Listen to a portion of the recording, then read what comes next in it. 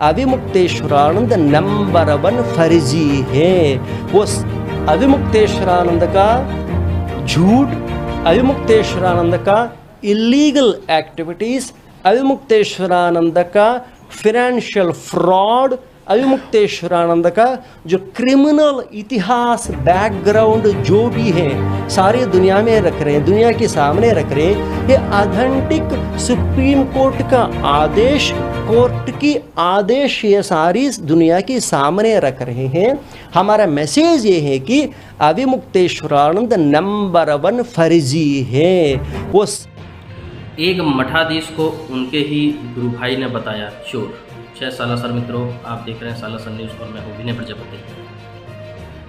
कुछ दिनों पहले आपने सुना होगा कि एक मठाधीश अभिमुक्तानंद महाराज ने कहा था कि 228 किलो सोना चोरी हो गया और किसी ने उसके ऊपर कोई कार्रवाई नहीं की, ना किसी मीडिया में दिखाया गया। जब से उन्होंने इस बयान को बोला है उसके बाद से कहीं ना कहीं इस विषय पर काफ़ी चर्चाएँ जोर में हो गई। लेकिन सोचने और समझने वाली बात है कि उनके शिष्य उनके गुरु भाई के द्वारा बताया गया कि वो तो एक चोर हैं, ठग हैं, झूठे हैं, छलिया है। तो मैं पूछना चाहूँगा कि इससे पहले देश के अंदर कोई भी गुरु भाई, कोई भी गुरु, कोई भी शिष्य या कोई भी समाज के ठेकेदार क्या इन विषयों पर ध्यान नहीं देते? इससे पहले क्यों नहीं बोलते हैं? जब किसी ना किसी प्रकार की बात छिड़ जाती है या फिर जब कोई ना कोई उस विषय पर बात करता है उसके बाद ही उसके ऊपर आरोप प्रत्यारोप लगते हैं। चाहे कोई सत्संगी गुरु हो, जब समाज के लोगों की मृत्यु हो जाती है उस भीड़ में, उसके बावजूद भी शासन प्रशासन उसके बाद कार्रवाई करता है। उससे पहले क्यों जांच पड़ताल नहीं की जाती? अगर ये मठाधीश फर्जी है तो इसको मठाधीश बनाया किसने? आप लोग अभी तक सामने क्यों नहीं आए? आपने अभी तक इस बात की जानकारी समाज को क्यों नहीं दी? क्या अविमुक्तेश्वरानंद नंबर 1 फर्जी है। वो चातुर्मास व्रतानुष्ठान छूता है। अनिल अंबानी के जैसे बड़ा उद्योगपति के घर में उसका स्वागत होता है। ऐसा एक व्यक्ति को अभी सारी पूरा दुनिया क्या कैसे पहचान रही है? लोग सोच रहे हैं कि मीडिया माध्यम से, टीवी माध्यम से देखते हैं, उसको एक टैग लगा रहे हैं शंकराचार्य करके। अभी व्यास पूर्णिमा दिन में यहाँ बैठकर दिल्ली में भारतवासियों को, संपूर्ण धार्मिक जगत को ये संदेश देना चाहता है कि अविमुक्तेश्वरानंद फर्जी नंबर 1 व्यक्ति हैं। उसकी नाम को साधु या संत या सन्यासी लगाना बहुत दूर की बात है। तो शंकराचार्य के नाम तो भूल ही जाइए, क्योंकि अभी वर्तमान में ज्योतिर्मठ विषय को लेकर मामला सुप्रीम कोर्ट में चल रही है। ये साफ साफ इतना ही नहीं, अविमुक्तेश्वरानंद का जो पूरा इतिहास है दुनिया के सामने रखना चाहता है। इसमें आपका क्या संबंध है? अविमुक्तेश्वरानंद का आपका क्या संबंध है? हाँ, ज्योतिष पीठ और द्वारका शारदा पीठाधीश्वर स्वामी स्वरूपानंद सरस्वती जी महाराज, नाम नहीं लेना चाहिए परंतु नाम लेना पड़ रहे हैं। लोगों को पता नहीं चल रहा है कि शंकराचार्य कौन है। अभी गली गली में 50-60 शंकराचार्य घूम रही हैं।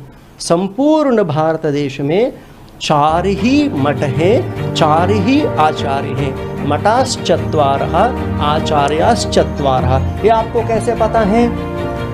ये आदिशंकर भगवत्पाद जी 2500 वर्ष के पहले आमनाई पीठ 4 स्थापित करते हुए एक नियमावली दिया था। उसका नाम है, एक शासन दिया था, एक लॉ दिया, उसका नाम है मठामनाय महानुशासनम। जैसे अभी देश कैसे चलता है? कानून के आधार पर चलता है ना, कानून में लॉ की अनुरूप देश चलता है। ऐसे ये 4 मठ एडमिनिस्ट्रेशन के लिए आदिशंकर भगवत्पाद जी ने मठामनाय महानुशासन लिखा। इसमें जो भी शंकराचार्य का नियुक्ति होता है मठामनाय महानुशासन के अनुरूप होना चाहिए। ये 4 मठों का सीमा क्या है, सन्यासी क्या है, ब्रह्मचारी कौन होता है, देवता कौन होता है, उसमें शंकराचार्य बनने के लिए योग्यता किस किस में कैसा कैसा योग्यता होना चाहिए। यदि कोई ढांबिक व्यक्ति, फर्जी व्यक्ति ऐसा लक्षण नहीं होते हुए कब्जा करने के लिए कोई कोशिश करने लगा तो आदिशंकर भगवत्पाद जी ये भी लिख दिया कि ये समाज का, पंडितों का, विद्वत मनीषियों का कर्तव्य है कि ऐसा चोर लोग, अब सावधान से सुनिए क्योंकि हमें एक पदोपयोग कर रहे हैं, सन्यासी होते हुए दूसरा लोगों को चोर बोलना उतना सम्मानजनक नहीं है। क्योंकि हमको भी पीड़ा लगता है, परंतु चोर ही होता है, चोर तो पुलिस नहीं होता है ना, ऐसा चोर का चोर ही लक्षण होता है। ऐसा अविमुक्तेश्वरानंद चोर, ये पद से उपयोग करने में कोई संकोच नहीं है। क्यों संकोच नहीं कि मतलब ये अविमुक्तेश्वरानंद और कोई नहीं है, हमारा गुरु भाई है। अभी आप समझ गए, हमारा गुरु भाई के मतलब हम हमारा पूज्य गुरुदेव के लिए हमें 6 शिष्य लोग हैं। अभी तक दुनिया में ये पत्र माध्यमों से जाकर झूठ बोलते थे कि हमारा गुरुदेव के लिए 2 ही शिष्य हैं, 2 ही शिष्य हैं, 2 ही शिष्य हैं। इसके साथ एक और है, वो कर्ण है। अभी चले गए ना अंबानी के घर में 2 लोग गया, एक कौन है? सदानंद सरस्वती, एक अविमुक्तेश्वरानंद सरस्वती।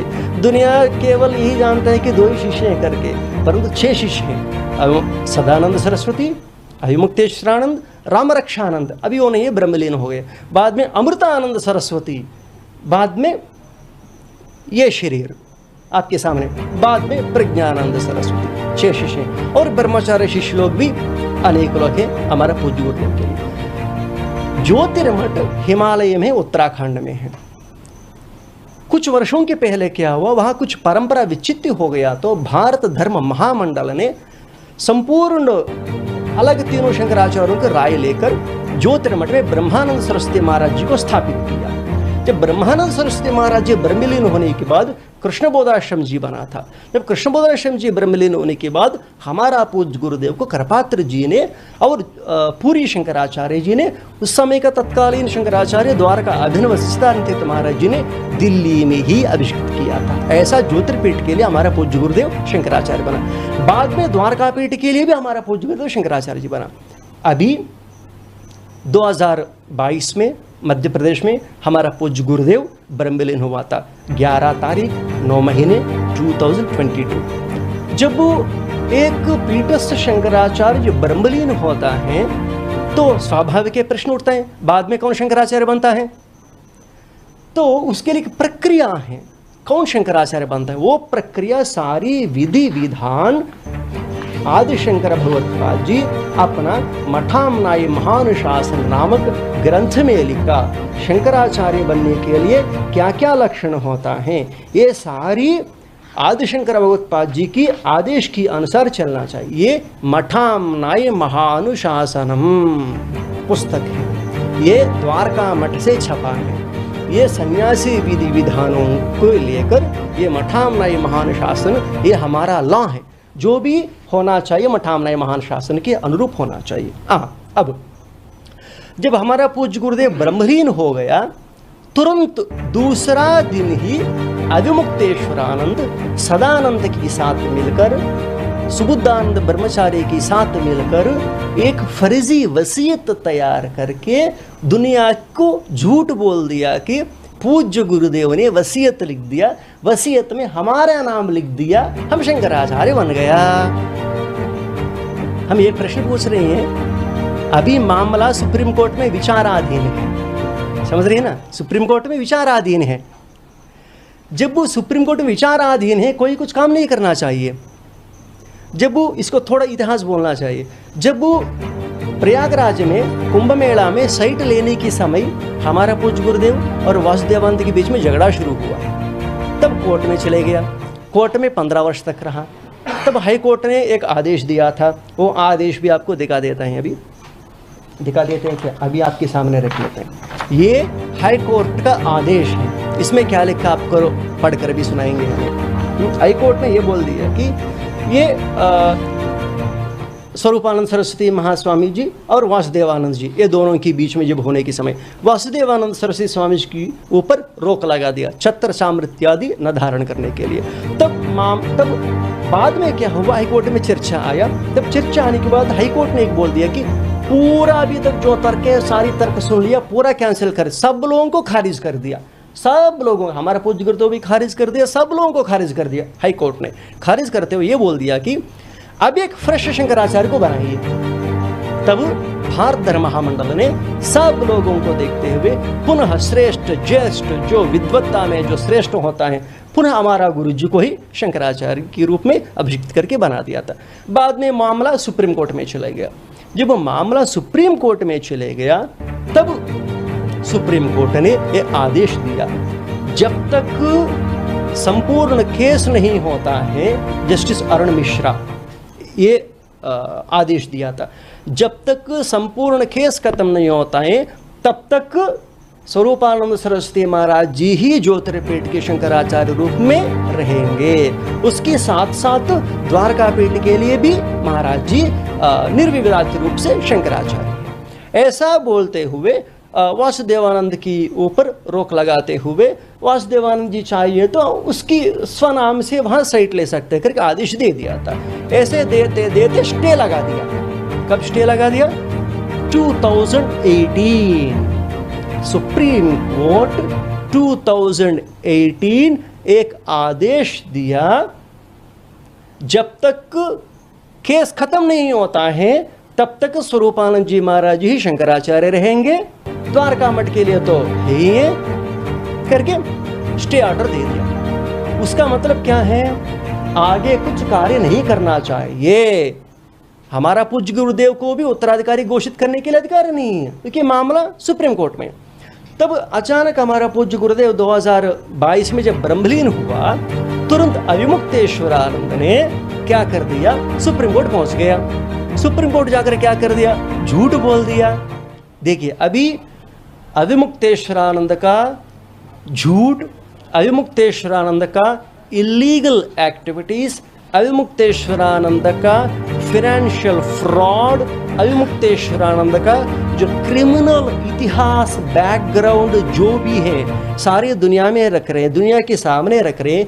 ये ऑथेंटिक सुप्रीम कोर्ट का आदेश, कोर्ट की आदेश ये सारी दुनिया के सामने रख रहे हैं। हमारा मैसेज ये है कि अविमुक्तेश्वरानंद नंबर 1 फर्जी है। वो संत के नाम पर घूमना भी पूरा संपूर्ण भारत देश के लिए अपमान है। अभी अविमुक्तेश्वरानंद दिल्ली आया, वो भी दिल्ली में ही चातुर्मास कर रहे हैं। अरे भाई, सुप्रीम कोर्ट के जाना तो थोड़ा समय लगता है, पूरा दुनिया लोगों के क्यों घुमरा रहे हो? हम हैं यहाँ गोविंदानंद। अभी 2 महीने तू अविमुक्तेश्वरानंद भी दिल्ली में हो, हमारे सामने आकर बोल दो कि मैं शंकराचार्य हूँ। उसको जानते हैं, क्योंकि संन्यास ऐसे नहीं बोलना चाहिए, भगवान हमको क्षमा करे, उसका कपड़ा उतर जाएंगे, उसको कोपिन भी उतर जाता है, ऐसा नहीं बोलना चाहिए। क्योंकि घर में हमारा मामला हम जानते हैं ना, हमारा गुरुजी के पास कैसे आया, उसका पूर्व इतिहास क्या है, कैसे छल कपट करके हमारा पूज्य गुरुदेव महाराज जी के पास संन्यास ले लिया, बाद में हमारा गुरुजी को कैसे छल कपट कर दिया, कितना पीड़ा दिया, हमारा पूज्य गुरुदेव ब्रह्मलीन होने के बाद कैसे फर्जियत वसीयत लिख दिया, किसकी सहायता लेकर लिख दिया, इसके साथ तो कौन कौन मिला।